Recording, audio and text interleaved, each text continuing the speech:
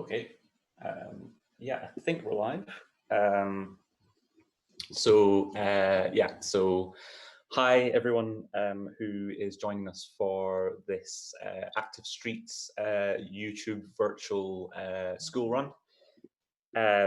So this is a bit of an experiment as part of the Active Streets project, which so first of all, to introduce myself, my name's Duncan Bain. I'm joined immediately below myself by Becca Thomas. So we're from New Practice, who are an architecture practice based in Glasgow.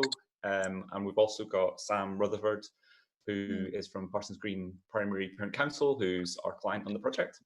So the purpose of the kind of live stream this evening is to, first of all, introduce the project a little bit to people who might not know much about what we've been up to date, and also to talk about how it fits within a kind of wider series of work that Parsons Green have been involved in, working with the funder, who are Sustrans, in looking at improvements to active travel for everyone, but particularly for young people across the area of basically the catchment area of Portobello High School, including the 5 feeder primary schools.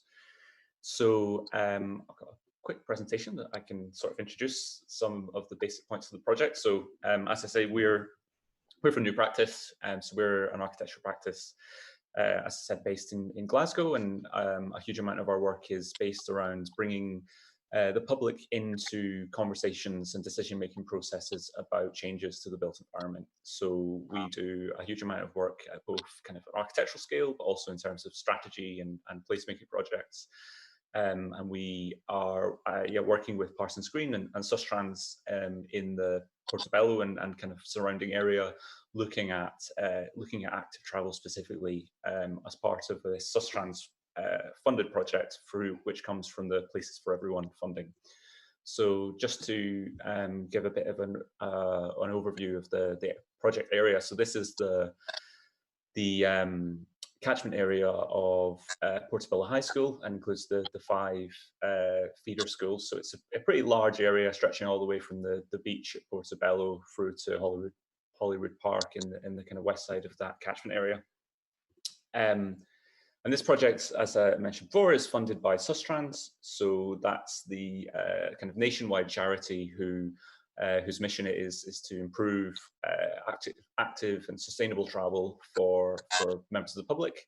And their Places for Everyone funding program is all about finding ways to improve the public realm and the built environment for everyday journeys. So looking at the sorts of journeys that people make when they're commuting, when they're walking the dog, anything and everything that kind of forms part of an everyday journey. So we're working specifically right at the beginning of this process. So the Places for Everyone funding stream has 7 stages that cover everything from the very beginning of a project and understanding what a project's about, through to making construction changes across a kind of built area, and then kind of assessing and maintaining those changes once they've been implemented. So the funding that we have as part of this project is within stages 0 to 1. So that's about identifying a strategic definition of the project. So what are the aims and objectives that we're trying to achieve, building a business case for it, and building in the kind of political support that's required to make changes in the built environment. And in stage 1, creating a brief, basically looking at the overall composition of an area, understanding where the challenges and opportunities lie, developing some kind of high-level options and looking at them in terms of how much they're going to cost and how easy they are to deliver. And really critically for stages 0 and 1 is bringing the public into that process. So working with stakeholders to understand their perceptions of the environment that they already live in, helping to understand how they travel currently, what their barriers are to taking more active or sustainable forms of transport in the future, and then building a series of options and case studies around what will help to make those changes concrete going forward. So So Active Streets is the kind of title that we've given to this project, and we have a website where you can find all about find out more about the project and also take part in a series of online and remote engagement processes. So again, to give a bit of background, this process started around the turn of the new year, and initially had involved lots of kind of time for new practice to go into the 5 primary schools in Portobello High School and work with young people in classroom settings, or taking them out around the local environment to um, for them to tell us about how they travel to school and the challenges and that they have with that, and the things that they enjoy about that experience. But obviously, with the COVID-19 pandemic, that hasn't been possible, and we've spent quite a lot of time over the last month or a little bit more, really kind of revisiting the engagement process and trying to understand how we can undertake some of that same sort of engagement while people are not in school, and while a lot of people are working from home. A lot of people's lives are obviously being very disrupted by the lockdown that we're all experiencing at the moment. So our website and a lot of the remote engagement tools that we've developed are an attempt to provide a way of talking with the public, and particularly younger people, about their experiences while that's all taking place remotely. So just to go through some of the ways that we're trying to do that. When you go to activestreets.co.uk, you can read a bit about the project, but you can also read about the different engagement processes. So we've designed 6 different tools. We've tried to understand that not everyone has access to the same resources or the same technology at the same time that others do. So we've tried to create a number of different resources that allow people to engage with us in their own time and in their own way. So there's 6 in total, and one of those is a print at home activity pack. So there's a downloadable PDF with different sheets of activities that people can take part in, and that's kind of targeted towards young people of a kind of primary school age. And if anyone doesn't have access to a printer, then they can get in touch with us through the website, and we're happy to post out materials to them. We have a kind of simple active travel survey for primary and secondary school students. So this can be done either on a kind of laptop or desktop computer, or it's accessible through mobile, and it takes about 10 to 15 minutes to complete. And it's an opportunity to tell us a bit about how you travel to school, your experiences of it, and things that you might make those journeys more enjoyable and encourage you to do more active travel in the future. Similarly for activity 3, this is a little bit more of a kind of virtual tour of some of the spaces across the Portobello High School catchment area. So this is an online tool where you go through a series of hypothetical journeys on Google Maps, and it asks you questions about your perceptions of different types of junction, or different the busyness of roads, and how you feel kind of engaging with those on foot or by bike or by scooter. We've also set people a crafting challenge. So I think this is a bit more of a fun one for people who've got kind of a bit of a need to be a bit creative while we're all kind of locked down. So that's encouraging people to make and share images of their favorite ways of traveling, active traveling, using craft and everyday materials that you might have at home. So one of our colleagues, Abby, had a go in her flat of creating a little bicycle to represent her preferred way of getting to the office. So she made that out of an orange and a whole bunch of other bits and pieces she had around the kitchen. And we've also worked with a company based in Denmark called Gearboxers, who created basically a 2-kilometer square recreation of the area around Portobello High School in the video game Minecraft, which is hugely popular with young people across a whole different bunch of age ranges. So they can log in on their phones or on different devices that use Minecraft, and are able to use that as a kind of virtual sandbox to tell us about places that they like or dislike in their commutes, and also to get creative and try and develop their own kind of responses. So this is a bit of a new one for us, but it's quite a fun way to try and engage people in a tool that they're already quite comfortable with. And then the final activity is what we're here to do this evening. So this is our YouTube Live virtual school runs. So we've got one this evening, and we're doing another on Friday afternoon. And basically, it's an opportunity for people to connect to us and to join us on YouTube Live and share your experiences of your commutes, taking people to school. Maybe you might be young people, you might be parents or guardians who have a regular school run, and tell us about the places that you perhaps have issues with on those journeys, what those issues are, and we can explore them in Google Maps and do a kind of virtual walkthrough of that, of those environments, and talk a little bit about how this project might have opportunities to look at those areas and propose certain, solutions and responses to those. So Sam, I wonder if you maybe want to talk a little bit about the project from the perspective of the client. Okay, thanks, Duncan. So yeah, my name's Sam Rutherford, and I'm a parent at Parsons Green Primary, and I'm on the parent council there as well. And my children are now in P6 and 7, and for years I've been going to parent council meetings, and one of the recurring themes that has come up is the safety issue around the school. There's been near misses that have been talked about quite a lot. So in terms of making our schools safer, that was always is an issue.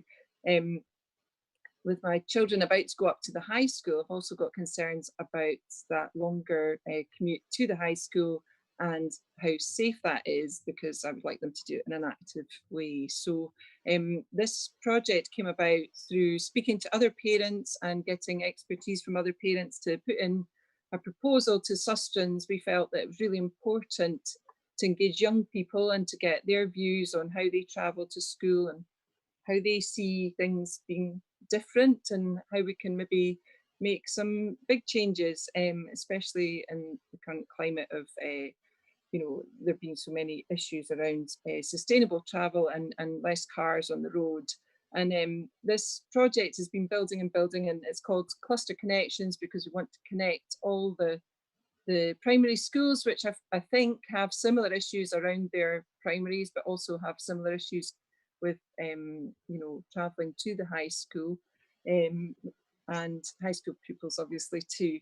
But I think it's unfortunate in some ways, the timing of the workshops that New Practices were about to do, but in other ways I think it's a great opportunity to see how we can change our behaviour really drastically. And we should be looking at the bigger picture and how we can really help young people to travel in a safe way and be really active. And we've seen less cars on the road. We can see what that looks like now, and I think it's a really key time to think about big changes in our area and how we can make those happen. And this whole project is about gathering evidence, having that engagement, and letting young people have their voice, and other people in the community too. The first pilot project that the Parent Council got funding for was called Safer Routes to School, and we did a fantastic project with Here and Now. And this stream of funding is now called Places for Everyone, and I think that's really fitting because it is about making it a place for everyone, and a safe place for everyone, and a place that you want to travel on your bike or walking or scoot or whatever. So yeah, I think that's a kind of background on the run up to this point.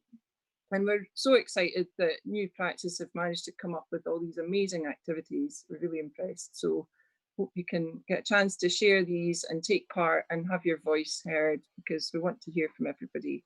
And we're also aware that there's lots of other projects happening around the Portobello area. People are really keen to make changes. Okay, I think that's me, Duncan. Thanks, Sam. So as Sam mentions, this is a little bit was certainly not how we imagined delivering kind of engagement around this project. And yeah, this evening is a little bit of an experiment for us. We've never tried to do this kind of webinar type chatty conversation before this whole coronavirus situation emerged. So we've been trying it in a couple of different projects. So yeah, the way this evening will work, for those of you who are kind of joining us live, is that we're going to be moving around Google Maps. Thankfully, Google Maps has created an incredibly high resolution 3D model of the entire project area that we're looking at, and encouraging you to share with us your experiences and your perceptions and your challenges of your kind of everyday journeys and your school runs and commutes in the chat box. So hopefully if you're on YouTube, you should be able to see a chat box. I think sometimes it's to the right of the screen, or if you're on mobile, it might be kind of further down below the title. So if you're there at the moment, do feel free to say hello and let us know that you're with us and you're watching. And we'll be able, and we'd like to hear from you places that you'd like us to kind of have a look at. As part of this project, normally we would spend a lot of time on site, wandering around, kind of getting a feel for the real environment. That's not really possible at the moment. So this, unfortunately, it's the next best thing. Google Maps and Streetview provide a pretty good representation of the kind of real environment.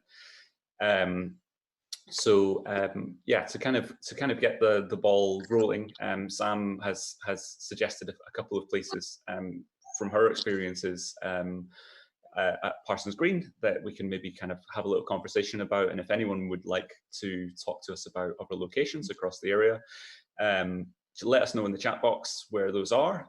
Let us know what your kind of problems or your perceptions of them are, and we can zoom in and have a bit of a conversation back and forth about how they are at the moment and some of the potential ideas that might emerge through this process that we could explore as kind of design outcomes.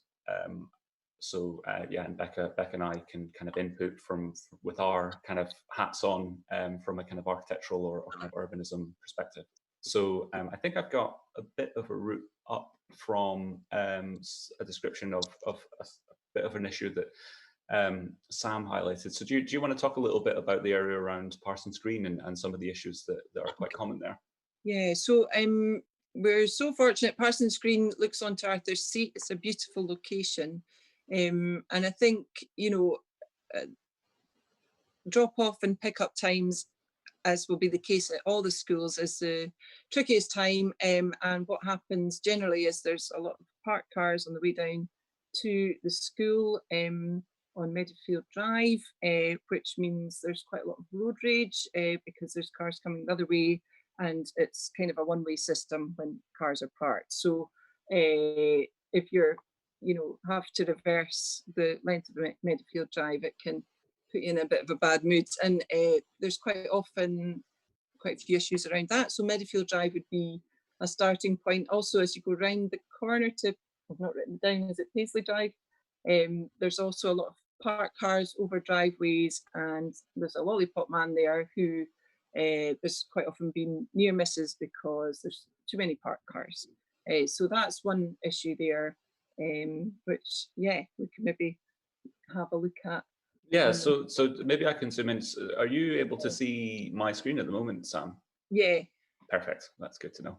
And I should just say for everyone who's joining us on chat, we've got maybe a 30-40 second delay between us saying things in real time and it appearing on YouTube. So if you send us a message, it might take us a little bit of time just to react to it. So maybe we can work backwards, and I'll go and zoom into the area around Parsons Green. So I change this into the world. So maybe Sam, if you're able to see the screen in real time, you can talk us around a bit about what the kind of typical drop-off experience is around the school. Yeah, so I think, you've got your blue dot there. It's actually sort of the other side of that. So we come from the top of Meadowfield Drive, so down the hill, and there's cars just parked all the way up there. And that means that you get some crazy behaviour occasionally of people driving on the park, on the actual grass. There's a lot of people reversing because it's a narrow road. They're trying to get a U-turn to go back up the hill and away from the school.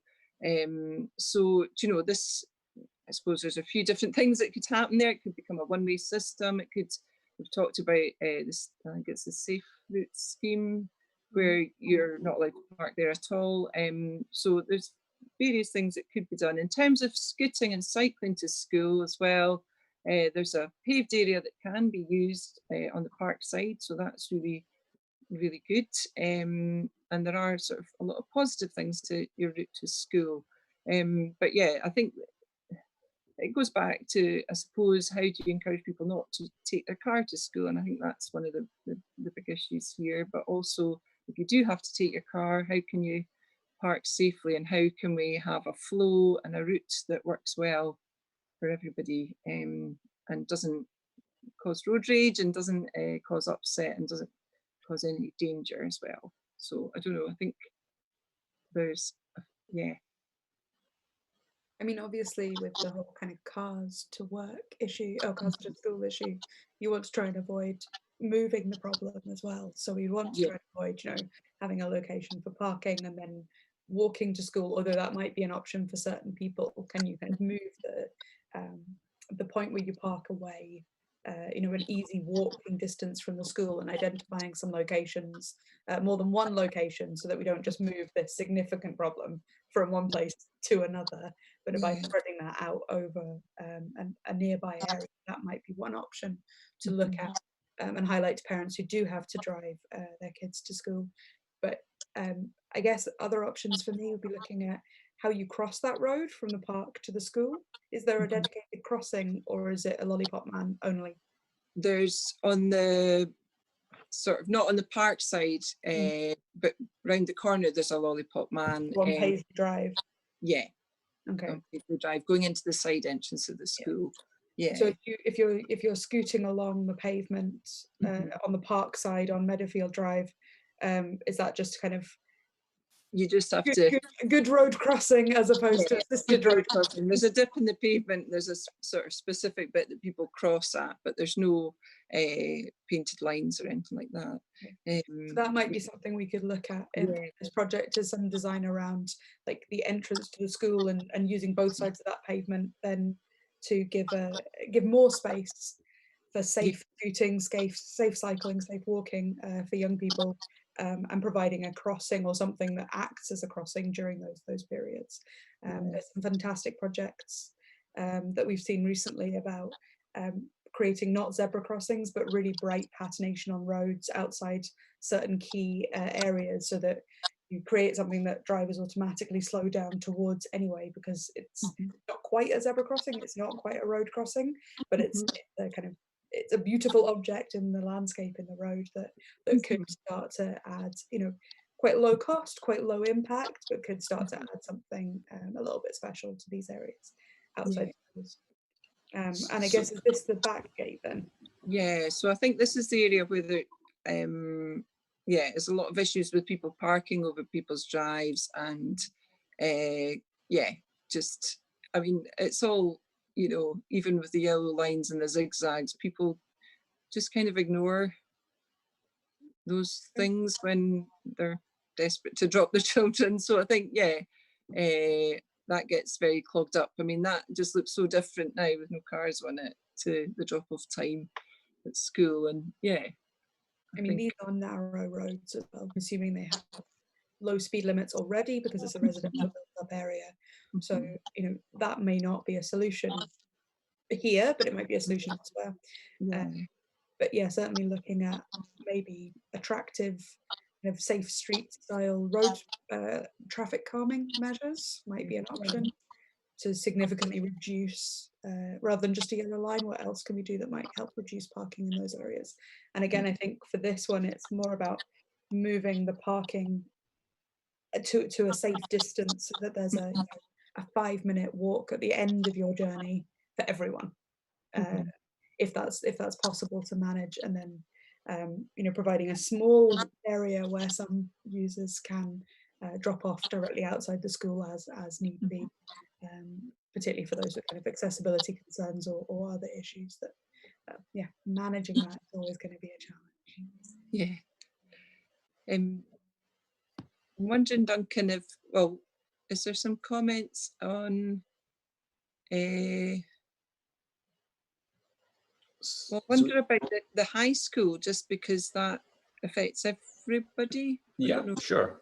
Well, I mean, if you have any, so we've got a couple of points from people viewing, so we could maybe have a, maybe I can take us to another. So we've got a comment from Barney. So thanks, Barney, for taking part. So you're saying you commute from Brighton Place to Dunningston Primary normally by bike.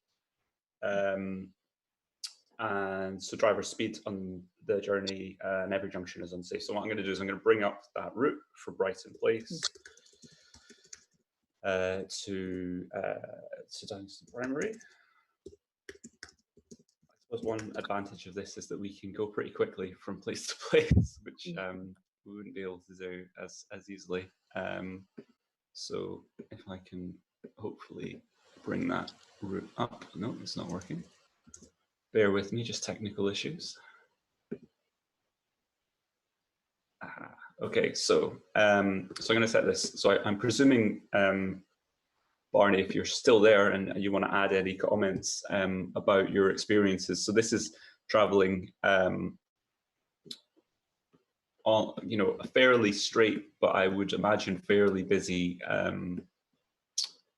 route along Duddingston Road. So I can maybe zoom in a little bit. So if you've got any kind of additional comments, just let us know. So here we go. For us, it's totally unsafe for my son to cycle on the road, but it's illegal for me to cycle on the pavement. So it's very hard for us to cycle to school legally or safely. So I guess there's a point about kind of shared surface and new or improved cycle routes. Like you can see just traveling along here, it's practically a single lane road at this point in terms of the traffic parked on either side. I would imagine when the Streetview van was out taking its inventory of this space, there was a lot of pausing and letting cars come out and go. Yeah, almost like a kind of country lane one way, or like a single track type thing. So, I mean, I guess it's important for us to think about what the Places for Everyone Fund is kind of designed to do, and what are kind of outcomes that we can aim towards as part of this process, but that also how can we bring in kind of people's comments and perceptions of their local environment and help them to kind of build a body of evidence to help make bigger changes in the future. So, I mean, something like introducing quite large-scale new cycling infrastructure would be probably a little bit beyond the scope of this specific piece of work in the long run. But obviously, Edinburgh Council will have other kind of consultation and have other processes of kind of considering improvements to active travel from the perspective of the local authority. So so one thing I think we would be very keen to do as part of this process is kind of build up a body of evidence to help you know, to help make the case for that sort of investment and improvement in the future. And it would be interesting to know, I know that Edinburgh Council are working with Sustrans as part of their current, Transport Scotland and Sustrans as part of their current coronavirus response fund, which is looking at creating temporary roads or kind of active travel interventions. So things like widening pavements, creating temporary cycle lanes in key areas to try and make it easier for social distancing. So it'd be interesting to know as part of our process to get a bit of an insight into how effective those trials are. And again, I think there's and it is we're in an interesting kind of point in one thing that the kind of yeah, the coronavirus lockdown situation means is that people are using urban space in kind of quite radically different ways, and there's opportunities to test new ways of kind of making our everyday journeys. And I think it's certainly valuable for us to try and see what the kind of outcomes of those experiments are and feed them into our process. And one of our key kind of tasks with a project like this, particularly where we're looking at young people's travel, is to understand how mixed age journeys might differ. So as you say, like you can cycle on the road as an adult. That's something that you can take the risk to do, even though the junctions are unsafe. That's something that you can handle. But as you say, you can't cycle on the pavement, and it's unsafe for your son to cycle on the road. So how do we support that sort of mixed age group where we have different requirements from different cyclists taking the same journey? So we'll look at how we might implement that across as a kind of wider project across the whole area. So whether that's more formal infrastructure, like there might be certain places where we do suggest cycle lanes, or there might be more informal suggestions we can make about turning certain pavements into shared paths, which would allow adults to cycle on them legally and safely, where it's wide enough, but also looking at how we might support kind of one person on the road and one person on the pavement at certain places, particularly around dangerous junctions, or providing alternatives at dangerous junctions.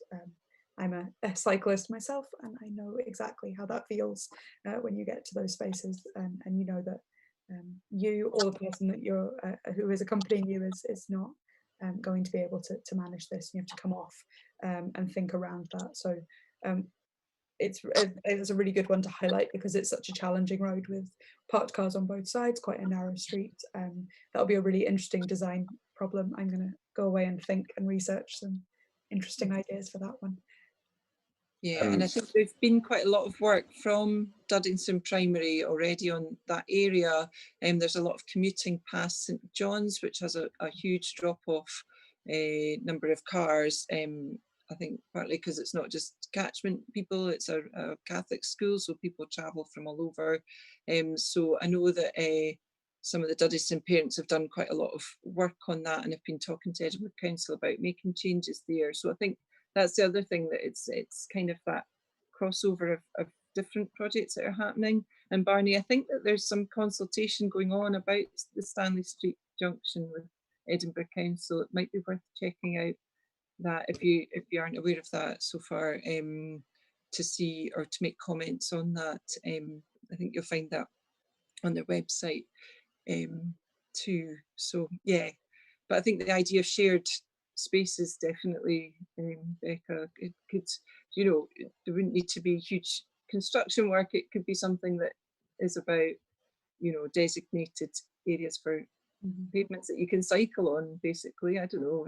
So yeah, I think the whole project will be looking at small interventions that we can suggest at this stage that might lead to greater change over the years, because as you know, this project is only one of a whole range of things that will be going on, and hopefully as we all move away from using cars for personal travel and moving into much more kind of sustainable means of transport as a general societal change, that will help support, you know, this sort of project will help support that. So yeah, I'm just seeing Barney's comments about the real rat run with very angry drivers. I mean, I think that unfortunately it probably is the same for all the primary schools and high schools too. Just yeah, it's very scary, isn't it? And just yeah, we want to minimize that, absolutely.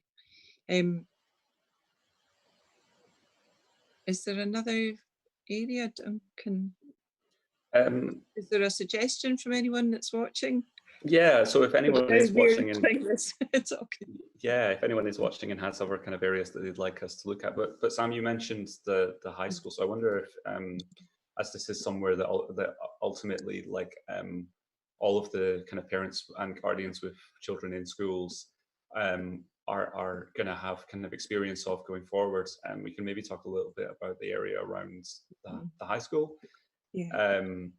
which yeah, is kind of bordered on one side by like a really quite busy road, but one that does have slightly better kind of cycling kind of demarcation, even if it is kind of shared with buses, etc. So Sam, I don't know if you have any kind of experiences of Well, this area. I at pick up and drop off time, I don't have experience of it yet, but I've heard from other parents that it's a real free for all, and you know, as a pedestrian, you can feel quite vulnerable because there's lots of kids on bikes, which is great. There's kids on bikes that aren't using their bell and kind of come out in a pack. The cyclists aren't really thinking about some of the other major junctions near the high school. And I think, you know, maybe there's an issue around, you know, designated spaces for each different type of travel. I don't know. I mean, this is what's to come for me. So I'd be really interested to hear from high school parents and high school children what their experience is of coming out of school and going to school. Yeah, and doing that safely, because obviously it's a very busy, fast road, not one that I would fancy cycling on. So that makes me kind of nervous to let my daughter do that route. So yeah, be interested to see what the Minecraft things are that the high school kids are coming up with to make that better. I mean, I know that the teachers at the school, things like where to store your bikes is a big issue, and bikes being stolen, and you know, there's all that kind of thing as well that maybe discourages people from cycling. And then if you do cycle, you know, are you cycling safely, and are you considering pedestrians, older people on the roads, and all that kind of thing. So I think that the comment near misses has been the other thing that I've heard a lot of, and that's kind of not really on. I think round about a school, you know, you can't really have that as a daily thing of near misses. So I think things like cycle parking, scooter parking, etc., is all stuff that can come under the kind of remit of this project. And I think also on top of that, Places for Everyone has a kind of commitment to it to explore behavior change processes. So it's more than just infrastructural change and investment in kind of road layout or cycle lanes or pocket parks or all these other kind of quite designy built environment responses. There is also an opportunity for us to propose elements of funding that go towards kind of in later stages of this process towards things that are much kind of lighter touch, like improved signage for cycle to you know, to highlight routes, safer routes, more kind of easier routes in terms of a cycle network across the Portobello High catchment area, and also to look at looking at where there might be a need for further investment in introducing cycle parking areas and things like that. So yeah, we'd be really interested to hear from people about not just kind of routes from A to B, but also particular locations where there's maybe they're underserved by things like cycle parking that could be improved. So I'm presuming that this road here, Park Avenue, would be the kind of primary area that people are going to be making a drop off or trying to drop off for the high school, given that we've got a bus lane on the other side that I would imagine it's relatively difficult to drop off at kind of rush hour times. So within the kind of overall footprint of the school, because it's only really accessible from two sides, it is an incredibly short, kind of compact area that people are going to be accessing. So yeah, we'd be really interested to hear, you know, or any images that people want to share with us of kind of how the road looks at critical times. Unfortunately, using Google Street View, we can only kind of get an impression of times where it seems to have been pretty quiet, pretty calm. I'm sure it's not like that between kind of 8 and 9 a.m. in the morning. yeah, absolutely. I guess the bus lane is a key thing in terms of active travel, because that obviously will be a shared bus lane, and that's from personal experience. Cycling in a bus lane is never a particularly comfortable space. But if that is a larger road that can connect a number of different areas, that would be a good suggestion point for kind of looking at as a key route for some more formal infrastructure around cycling and separated types of movement. Barney's just popped back up again to say that it's also used as a rat run. I can see where it connects to and from, and I can get absolutely a lot of these routes will automatically be rat runs, and perhaps part of our suggestions are about one-way systems or dead ending in a way that that can be then further examined in the later design stages to explore, you know, the addition of urban greening or dead ending roads to reduce those sorts of rat runs. We've also had Karis on to say, you know, how do we find better routes or less main street, you know, walking along the main street isn't particularly pleasant, and how might we find those alternate routes, and I think part of that will be a mapping process. It is a bit nerve-wracking to kind of disappear off into a side street if you don't know where it's going, so perhaps that's a mapping project to look at kind of key nodes and connect them through much quieter streets, rather than seeing, you know, kind of seeing only the main streets, which is what you get if you type into like Google, how do I get from here to here? It'll tell you the biggest, most heavily used streets. Whereas perhaps there's a kind of mapping exercise in understanding the quieter options, less polluted options that you have, just to make that, you can walk pretty much anywhere, but trying to make that walking a lot more pleasant to take part in. So that's a really good question to ask in terms of how we find those alternate routes.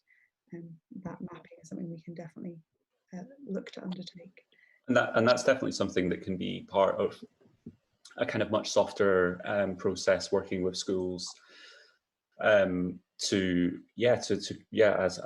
Becca says, it is mapping, but it's all, I guess it's like sharing those, basically making those routes more popular. And I can see the route that Karis was suggesting. It is, you know, it's first of all, it's an impressively long walk to school, and also I mean, it's basically incredibly, or you know, relatively busy roads the entire route, and even within Google Maps there's potential alternatives, but I guess it's about understanding kind of distribution of green, as kind of Becca's saying, it's the distribution of green space, and the kind of how pleasant those routes are to walk, and that they don't kind of also ultimately kind of add an excessive amount of time and difficulty getting to school, which, you know, I know from my own time going to school that having an understanding of exactly how quickly you can get to school on your morning and afternoon commute can be pretty handy. I mean, adding 5 minutes to a 40-minute walk might be acceptable, but adding 15 definitely wouldn't. So, you know, what's the balance of time to pleasant experience that you can take? And that's, such an important point, Karis. And I think that within that, it'd be really, I don't know if any of the teenagers can come up with any ideas that would encourage them to, I don't know, go a slightly different route, or if there were meeting places, or if there were, I don't know, an app or anything like that. I know that in our pilot project, there was a few ideas around that, and it was quite a lot of talk about how to encourage walking, because that's such a great way to travel to school, and it's not a route that is that appealing, the routes that she's taking. And I think, that would be something that would be really nice to hear from the youngsters, what if there's anything that they would see as an improvement, or a way to go a different way. I've got a couple of points. Vendetta de Mal. So I'm just going to see if I can find the locations you're highlighting. So Stanley Street and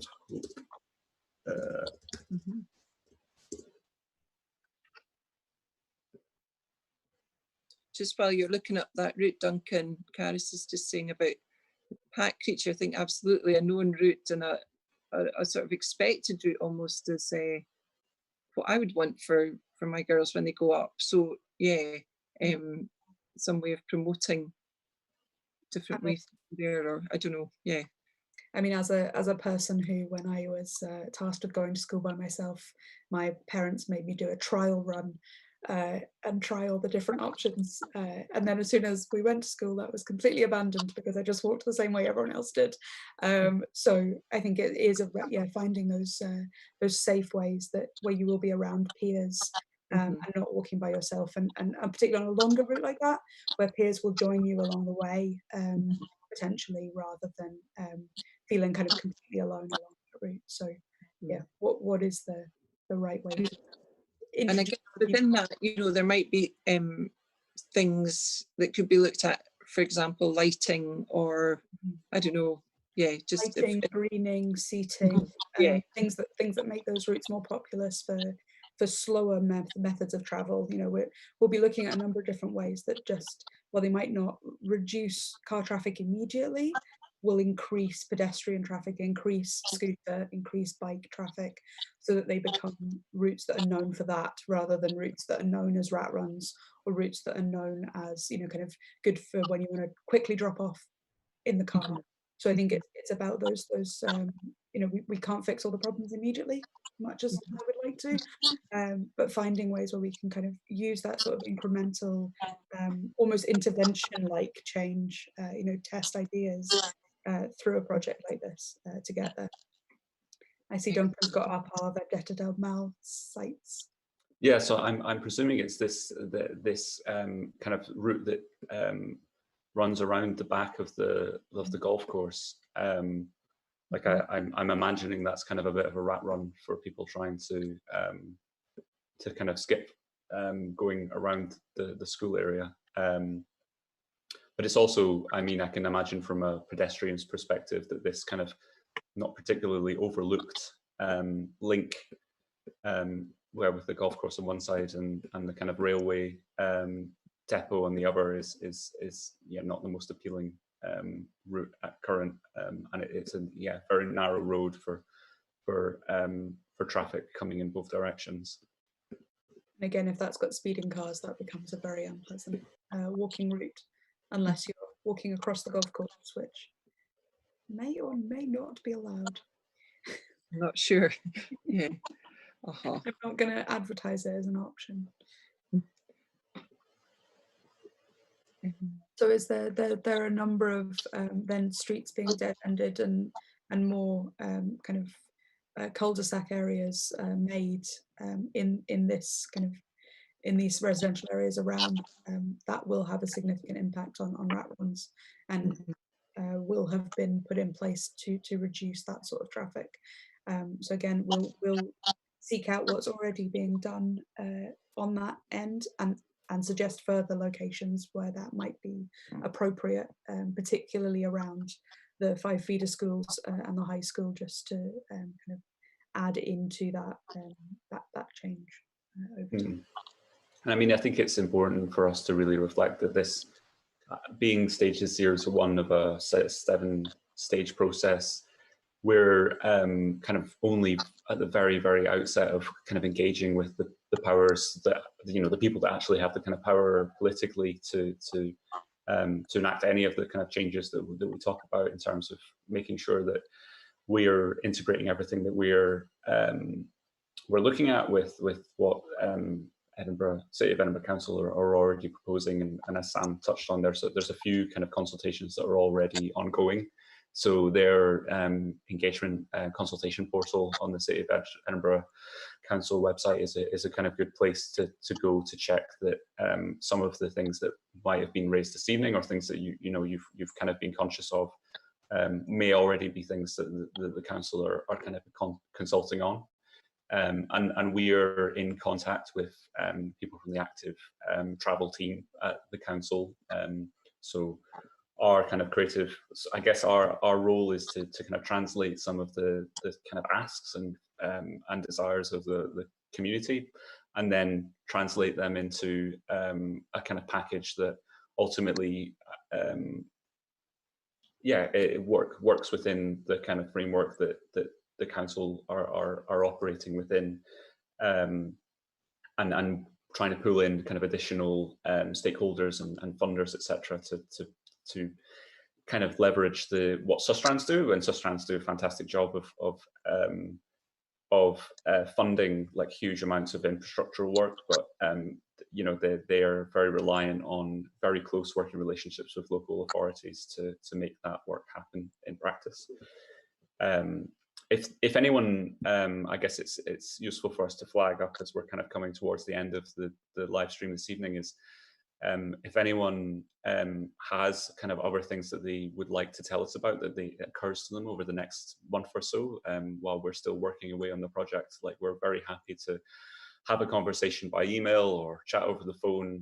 Normally we would be doing kind of popping up at kind of local events and things like that to talk to a range of people, and it is tricky doing this sort of engagement where you really benefit from lots of local knowledge and lots of conversations with those who know their communities and their environments best.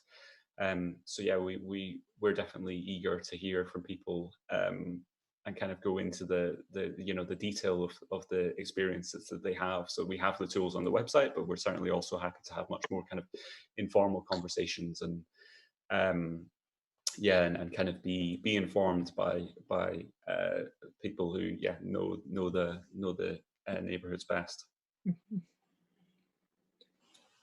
Just for great opportunities to add in things like diagonal crossings and shared crossings and on four-way streets.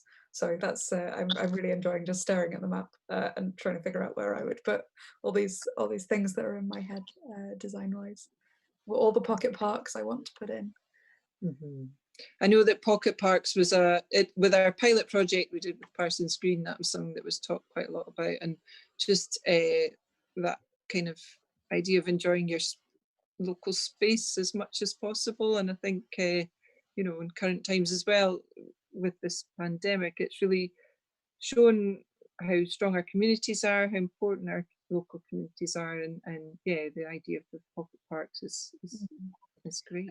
I think the idea of pocket parks and street trees and kind of introducing small areas of green space, whether that's community managed and community led, or whether that's kind of part of infrastructure projects, can be a really powerful way of just changing space really quickly. I mean, we're looking at a plan that looks very, very green, but most of this green space that we can see is privately owned or privately managed and not accessible. So how do we introduce that more into our roads, into our pavements, into our streets, which is a space that we can all access and join it. I know that there's a very strong, or was certainly a very strong, transition towns movement in Portobello.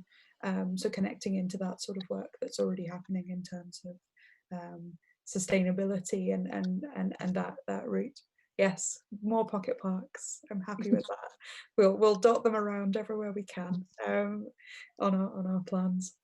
Well, thanks, Becca and Duncan. I'm so excited to be, you know, having this opportunity to work with a company like yourselves. I think there's loads of possibilities, and I think it's the time to really kind of capture the imaginations of our young people, because they don't have all the sort of baggage that we have, and they can come up with some ideas as well that they would like to see. Certainly, if Minecraft is anything to go by, the future is bright and floating in midair. So yeah, so thanks. And yeah, I think creative thinking is always really important, and especially, you know, to make our streets more enjoyable. Yeah. And so thanks, Sam, yeah, for kind of sharing your kind of local knowledge with us as well, both from the client perspective, but also, yeah, as a resident who has to deal with the sort of challenges that a lot of other people have been telling us about this evening. We'll be doing another of these sessions at 3 p.m. on Friday. So if anyone is able to just let others know, kind of share it with your friends and neighbors or people in your network who you think might be interested in kind of joining us and telling us a little more. And as I say, if you go to activestreets.co.uk, active-streets.co.uk,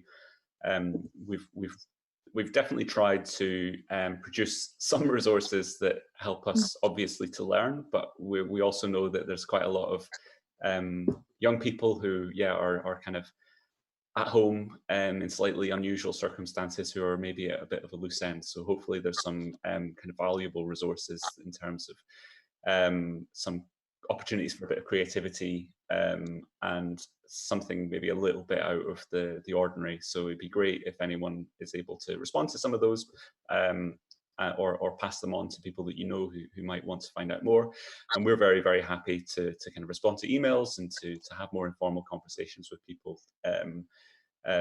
We want to be pretty flexible, because we know that everyone's kind of operating under strange circumstances, and showing up at a local community event one evening might be the way things normally work, but we'd like to do things in a slightly more creative and flexible way at the best of times. So when things are a bit unusual, we've hopefully produced some tools that offer people a bit of fun, as well as offer us a bit of an insight into kind of local challenges and opportunities. Thank you. So so thanks everybody. If you can join us on Friday, or if you want to let people know, that would be fantastic. And the website's the place to go. We'll be updating it with more information as the project progresses over the next few months. And thank you very much for joining us. And also, this video will be available on YouTube after it's after the kind of live broadcast, if people want to watch back and see some of the things that we were talking about in their own time. So thank you very much, and have a good evening. Cheerio. Cheers. Bye. Cool. That's us ended the stream.